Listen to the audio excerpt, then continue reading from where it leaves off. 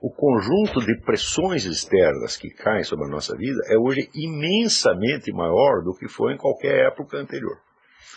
Quer dizer, nós podemos datar, vamos dizer, a organização moderna da sociedade, começa com, vamos dizer, como sociedade industrial. Hoje não estamos mais na sociedade industrial, já disse que é a sociedade de serviços, mas isso começa a se complicar a partir do século XVIII, fim do século XVIII, começo do século XIX, a chamada Revolução Industrial. Então, na mesma medida em que ela vai criando uma quantidade enorme de riquezas e uma disponibilidade de serviços que seria impensável em outras épocas, ela também vai criando um conjunto de pressões e exigências, tá certo? Que se qualquer, vamos dizer, camponês ou burguês da Idade Média visse isso, ele morreria de terror, de pensar que ele ia ter que viver sob esta pressão, né, o tempo todo. Em primeiro lugar, vamos dizer, a pressão dos horários. Nós esquecemos que, vamos dizer, durante muito tempo, só houve um horário rigoroso para os monges. Só os monges tinham horas certas para fazer as coisas. Tá certo? O horário de todos os outros era altamente flexível, né? Quer dizer, que hora, por exemplo, que o camponês tem que levantar para trabalhar no solo? Tá certo? Não é um horário preciso, isso aí varia conforme a época do ano e conforme as suas conveniências, tá certo? E se ele não quisesse levantar para trabalhar um dia, isso não ia fazer a menor diferença. Então, a pressão dos horários não existia. Existia para os monges, mas era uma pressão de ordem disciplinar, moral, que lhes fazia bem e que eles desejavam. Não é isso? Então, o monge tinha que dormir pouco, ele, digamos, ia dormir 10 horas da noite, quando era 3 horas da manhã, tinha que acordar, né, para rezar. Daí rezava, voltava a dormir. Voltava a dormir um pouquinho, daí acordava para tomar o café da manhã. Né? Antes de tomar o café da manhã, tem que rezar mais 1 hora, e depois tinha... O dia era dividido em 5 etapas, e esses 5 horários eram, né, rigorosos.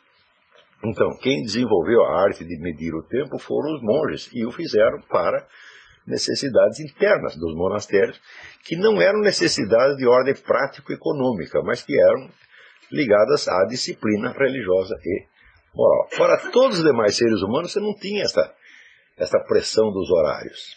Não é isso? Hoje você sabe que uma desobediência ao relógio pode destruir a sua vida. Se você chega no emprego atrasado 5, 6, 7 vezes, você perdeu o emprego. Isso quer dizer, você pode não ter o que comer no mês que vem. Então, isto é uma pressão monstruosa e destrutiva que pesa sobre todos nós.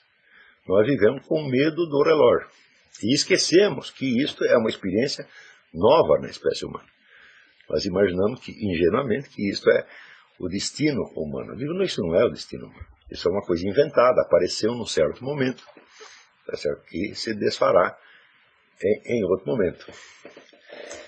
Também, vamos dizer, esta separação rígida entre os momentos de trabalho e os momentos de lazer que nós temos hoje, ela não existia na maior parte do tempo, na maior parte das civilizações. Quer dizer, os dois elementos, o elemento de trabalho e o elemento lúdico, estavam tão, vamos dizer, indistintamente misturados, tá certo? Que não precisavam um dia específico, uma data específica, tá certo? Para os seus lazeres. Tá certo? Por exemplo, os camponeses plantadores que trabalhavam cantando. Você consegue imaginar uma fábrica moderna onde as pessoas trabalham cantando? Não, não é possível isso aí. Se você vai cantar na hora do expediente, você perde o emprego. E, no entanto, gerações e gerações e gerações de camponeses trabalharam cantando. Você diz, agora vamos parar e vamos nos divertir. Para parar e nos divertir, porque nós estamos nos divertindo aqui. Está compreendendo? Então, há uma série de elementos que vêm da simples organização física da sociedade e que pesam sobre nós com exigências que podem se tornar bastante angustiantes. Mas elas são angustiantes não somente pela sua presença e pela pressão que exerce, mas também pela sua ausência. Porque quando você perde esta conexão, por exemplo, você perde o emprego, perde os horários, etc, etc. Você fica completamente perdido na sociedade. E você se sente isolado, desamparado e perseguido. Pode ficar até paranoico por causa de uma coisa dessa. Tá certo? Então, eu, por exemplo, me lembro, quando eu era jovem, se eu perdi o emprego, eu ficava, né,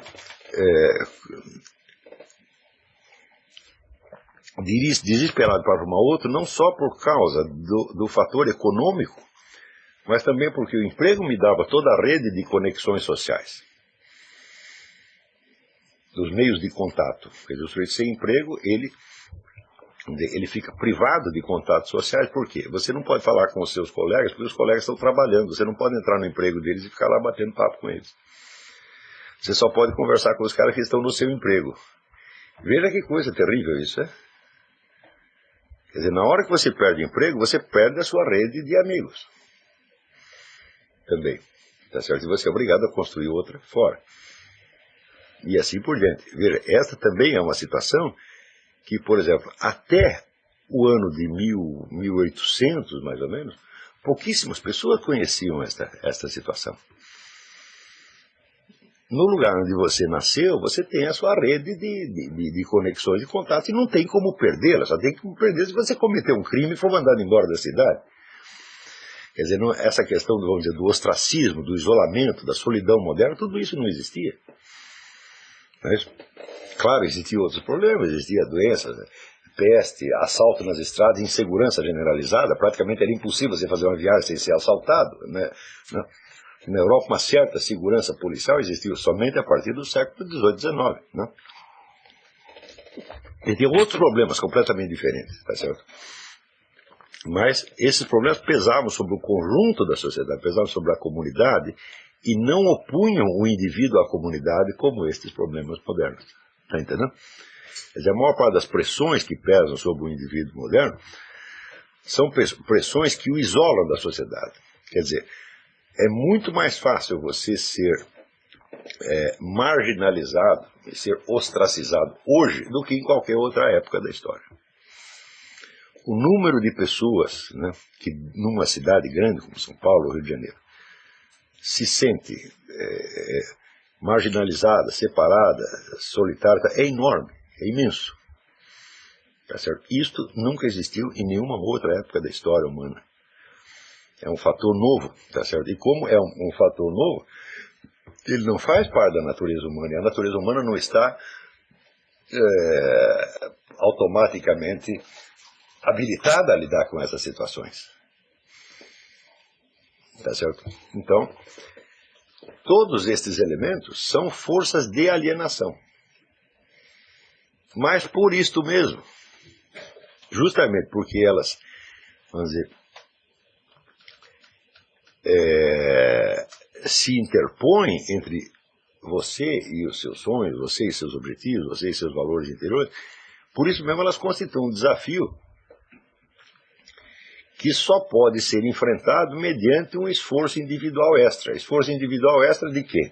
De você juntar os caquinhos da sua existência, tá certo? E tentar restaurar a unidade da sua consciência.